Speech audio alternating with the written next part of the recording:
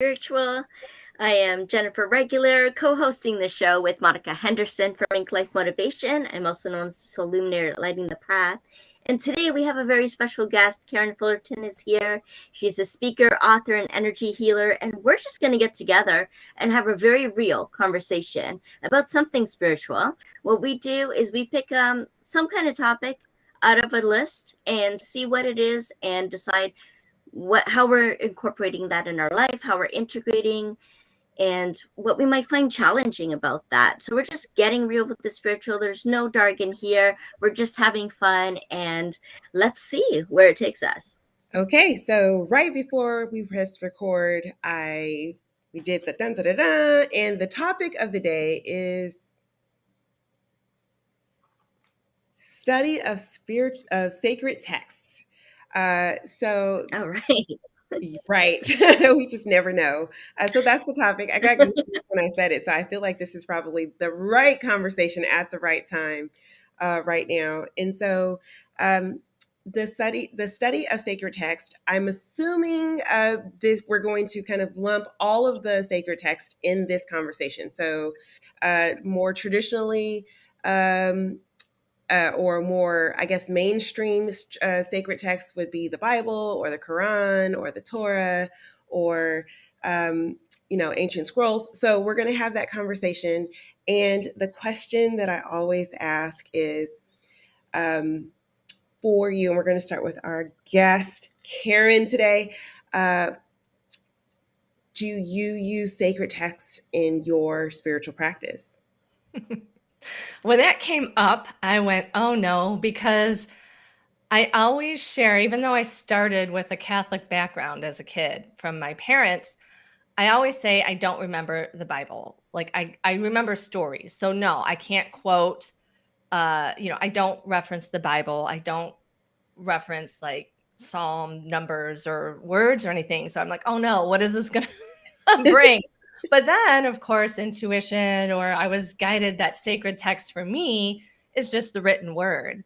And so when I started my spiritual journey, I went to authors and, read things that from, I guess, would be considered more new age, or from like when Doreen Virtue was a part of it and her angel information, or conversations with God, or Mary Magdalene stuff. So to me, that means a little bit different. And as an author now, I like to consider not only myself, but anybody who writes is a sacred text, because I believe it's just spiritual information being guided and shared with people who need it, which really is what I think sacred text in its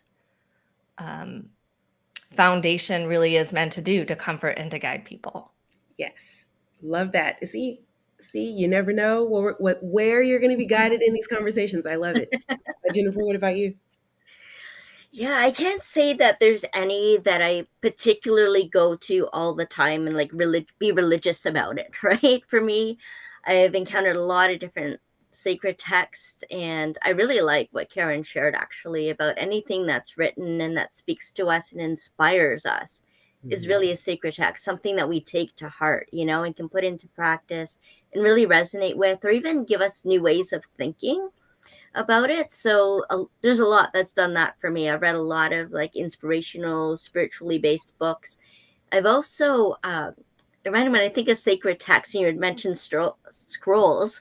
I remembered when I was in Nepal and I was studying Buddhism at a monastery, and then we went over to a different monastery. It's like we snuck over there. It was a really weird thing, like to sneak to another monastery. But there was a monk there and like his protege, and they had this huge skeleton key. And and it was like something out of the movies, right? Like it was an archway, ancient door, and they had this large key that they're trying to open up. They're knocking to make sure the spirits aren't in there, but we did eventually get in there. It took us a while. It was just really funny thinking about that. But it was really, because it's like satirical in the sacred sense too. But once we're in there, there's like thousands of years old scrolls of the Dharma and written in Sanskrit, and just being in the energy, even though I couldn't read a thing, we definitely couldn't touch them.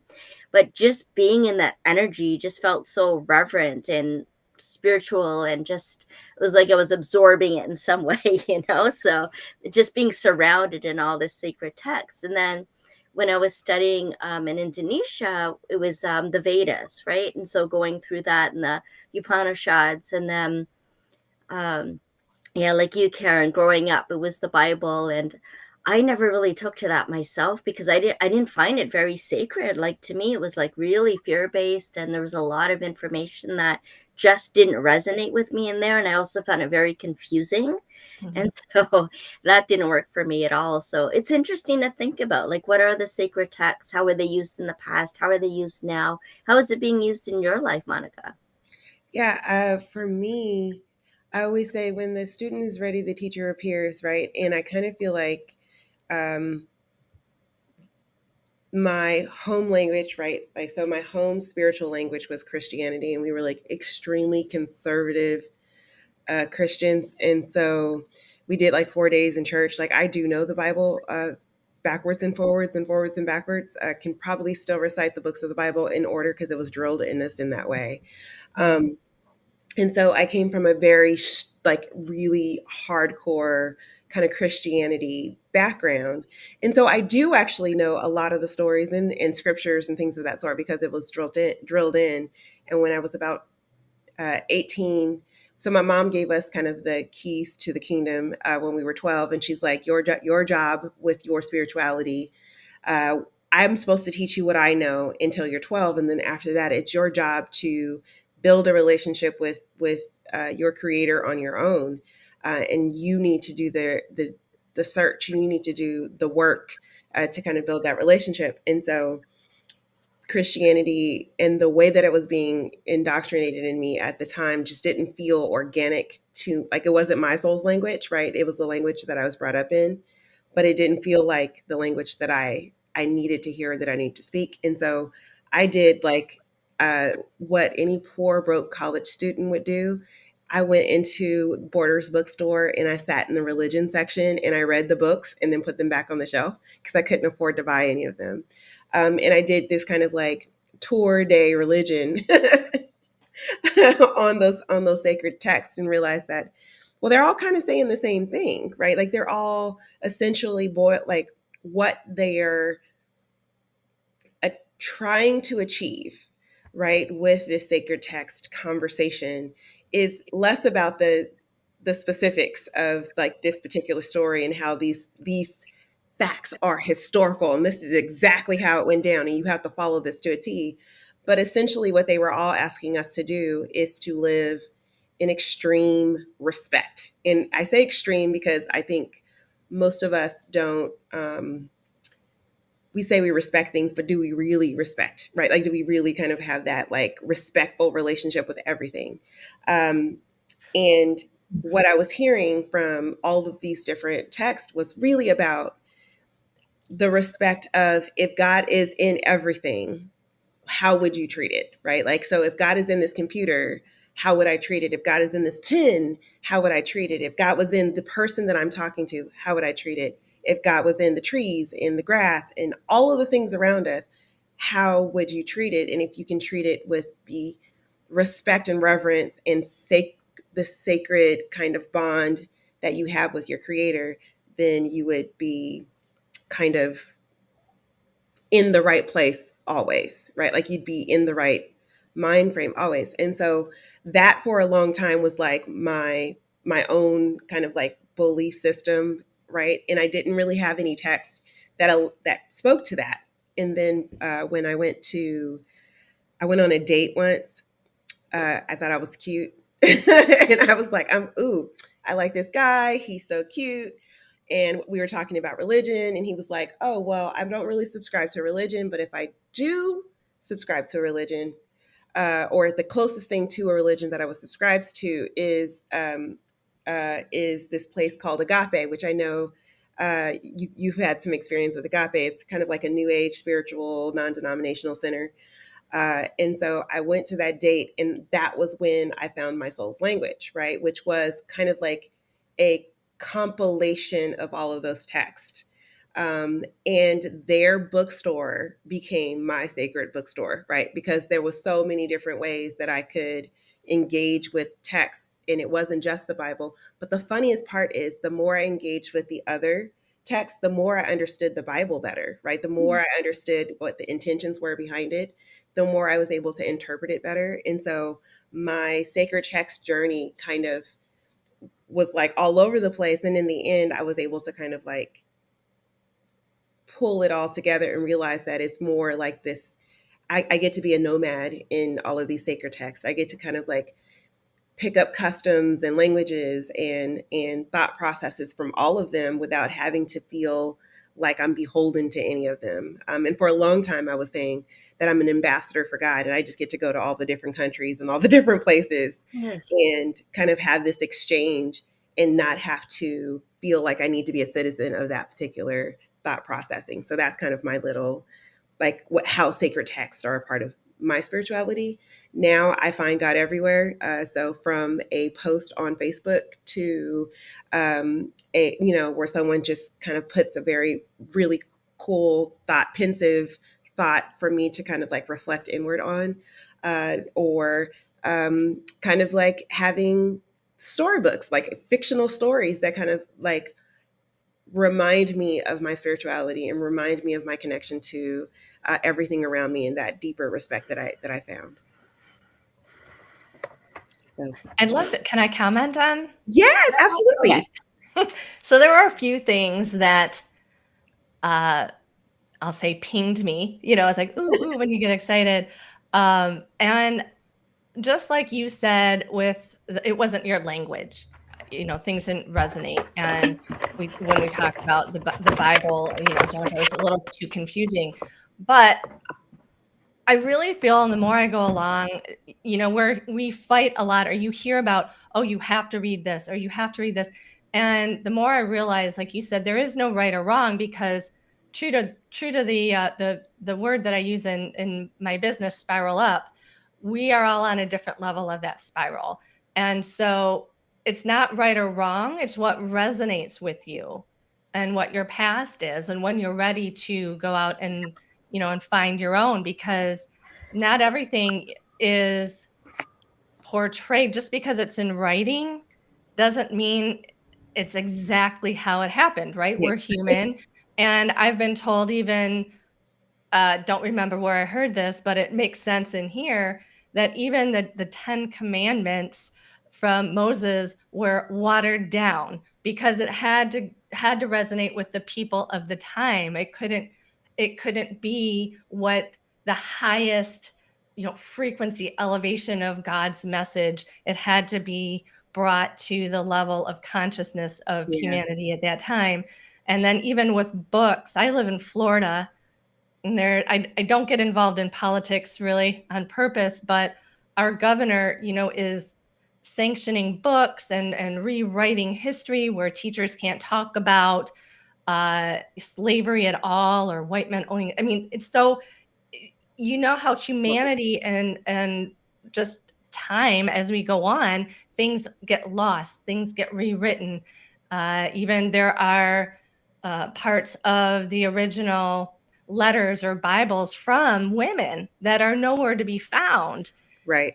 from times of that. So I believe what you did in finding your own path and finding your own language is really what we're all meant to do. And just like poetry, you can read a poem and everyone can resonate differently with that word, or have an idea of what that could be about, because it is a little cryptic. You have to Mhm. use your imagination.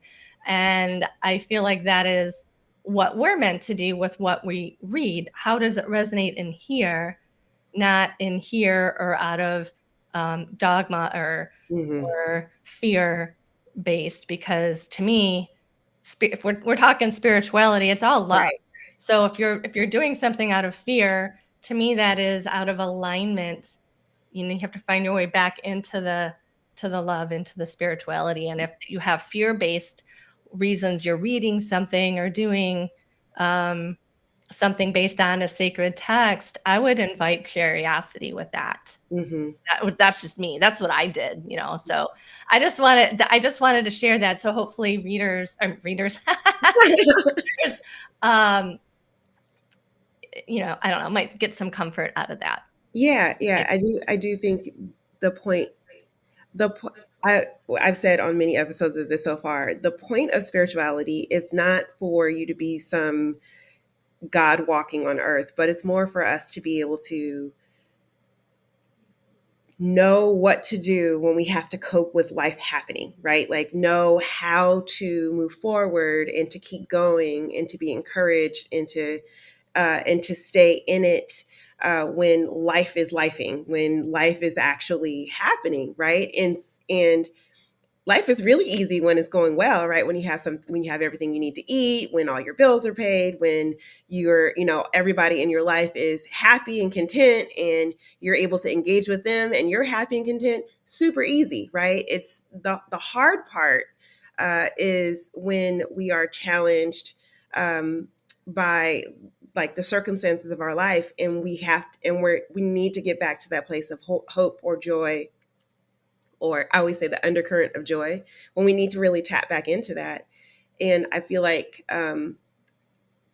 because of the religiosity of everything, right? And I think I just made up that word. I don't know if it's a word or not, but that I whole would like write that down. religious, right? The religiousness of it all. It's less about kind of like why I am, what is the purpose of me learning this, and what is the purpose of me practicing this, right? The spiritual practice is so that I can cope with the emotions that are going to come with life. And that is kind of like what it distills down to, which is why if you can find inspiration in something that isn't necessarily a religious text, right, but an inspiration to keep moving forward, or an inspiration to move past this moment, this temporary feeling that you have at the moment, then that thing does become a spiritual text. Jennifer, now that you're stationary, did you want to chime in?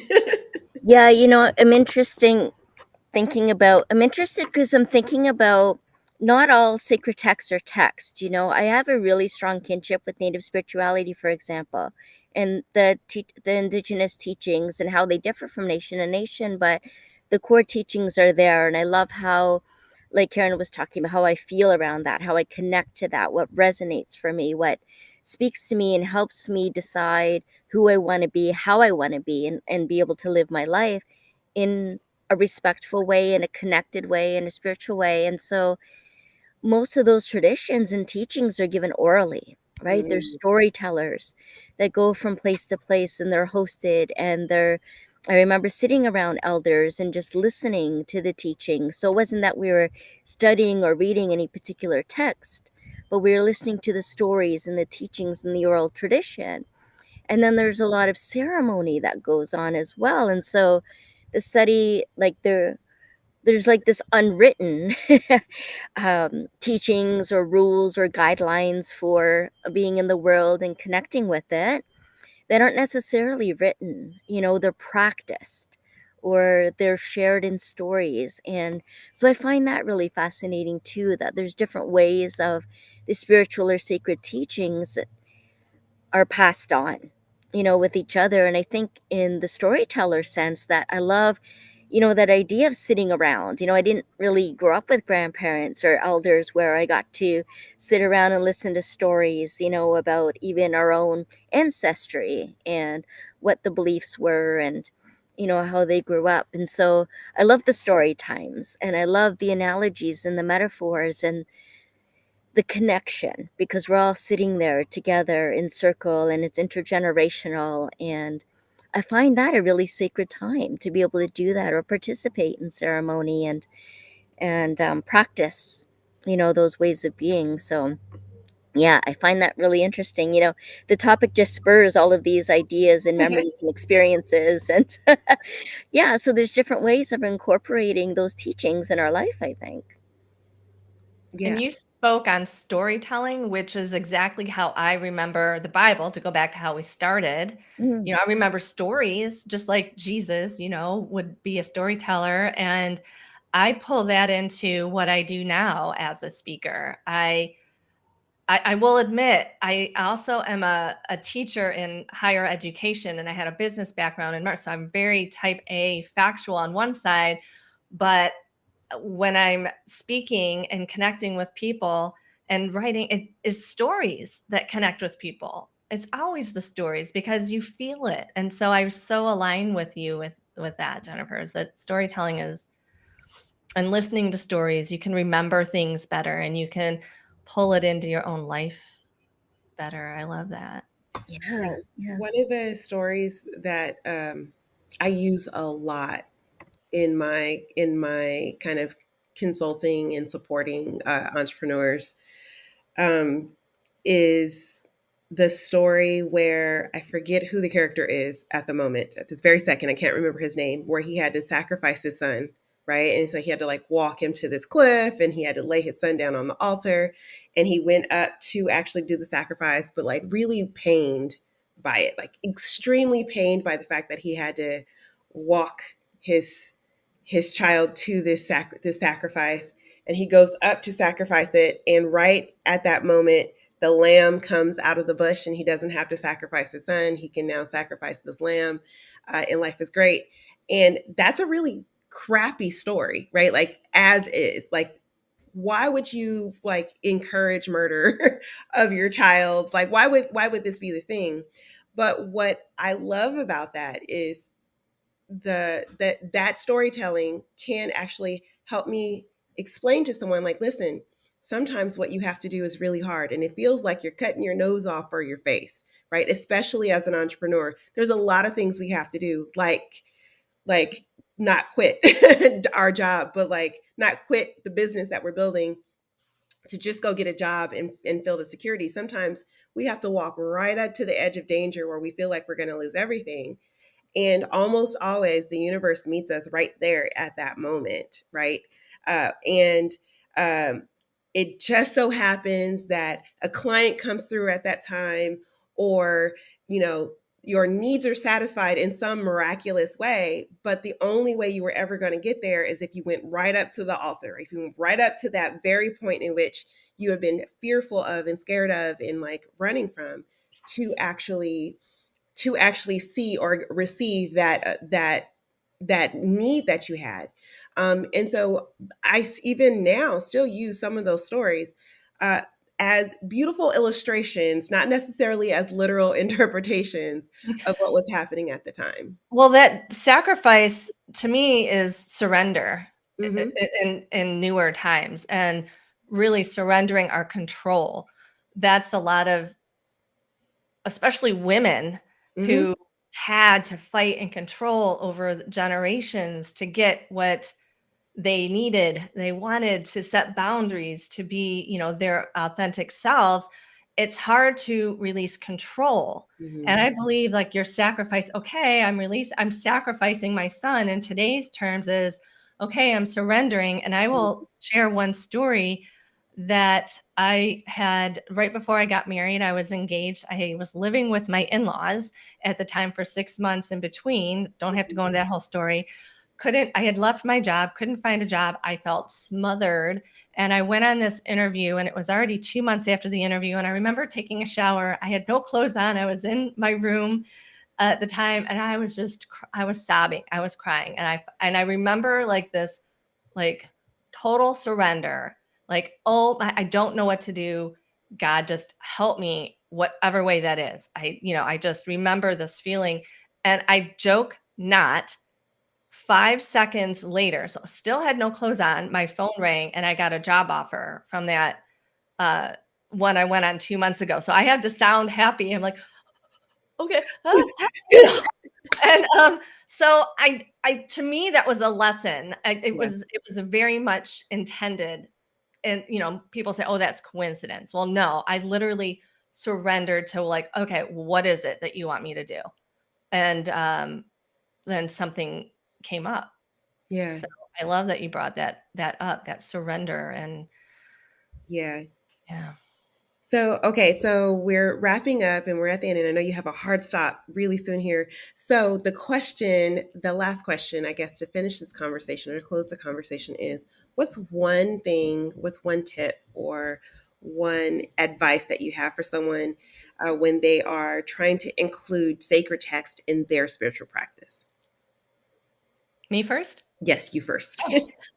Again, so whatever text into your practice, we read to increase our knowledge and increase our thinking to connect to spirituality. So the tip, I also use one word, is integration. Remember to integrate your mind, your thinking, your education with everything else, not just spiritual, your emotions, your body, and spiritual. That it needs to integrate. So as you read something, check in. How does that make me feel? Do I feel closer to the divine or my beliefs? And start to really ask yourself questions and integrate and find the balance within yourself and your energy, because I truly believe that our emotions are our spirit's language. So even as we educate ourselves in mindfulness and text to bring in knowledge, it all goes back to how do we feel about that? What do we have to learn to bring us closer to God, source, universe, whatever resonates with you? Love that. Love that. Jennifer, did you have a final tip? Yeah, you know what? I really love reading something inspirational every morning. I always reach over, there's some book that I'm into that inspires me. And I also like cosmic energy, so I read the Cosmic Energy Report as well. But I also want to give the tip that sometimes it's your own words, your own affirmations, your own guiding principles. That's something I also practice. I read what I've written as like an affirmation or intention or sankalpa for the day. And just even reading that's sacred text, that's a way of incorporating that. So just get inspired. And sometimes that's even through your own words. Yeah. And I guess my final tip would be to don't forget that the practice is for real life, but also in real life, go back to your practice, right? So the reason why we try to do things on a regular basis, right? We're told to go to Bible studies or to sacred ceremonies or to read your scripture every day or however it's been said to you. Um, is so that you can practice for when you actually are going through something, that you continue that activity. Regardless of whether it's a good day or a bad day, regardless of whether or not you are on cloud nine and everything is great or things are crap and everything in between, try to maintain your practice all the way through. The whole point is for this to be able to help you ride the waves so that you can tap into your undercurrent of joy.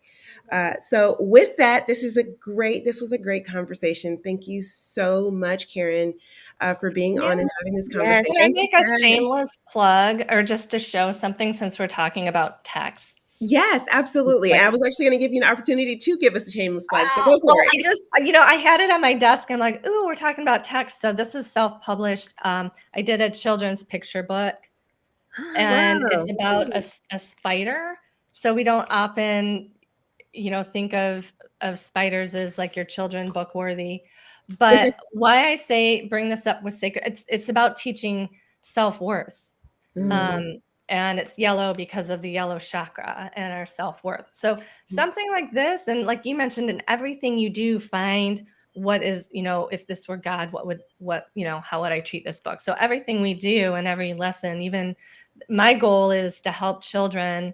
Um, I do say I lean toward little girls. My whole platform is helping women, just because we have so much more to go through and more generational uh, trauma and things to heal in our life. But that something like this could be a text that could be sacred between you and a child to help them know their self-worth. So that goes back to the teachings and the storytelling. It's through Mhm. storytelling. So Yes. anyway, I just wanted to share that. It's available. It's called Clara's Conundrum. I have all my links on my website, which is just my name. And if anyone's interested too, they can reach out that way or find it on Amazon. But Yeah. Yes. I Well, love it, Karen. we will Thank you add for all doing of that. those links in the show notes so that people thank can access you.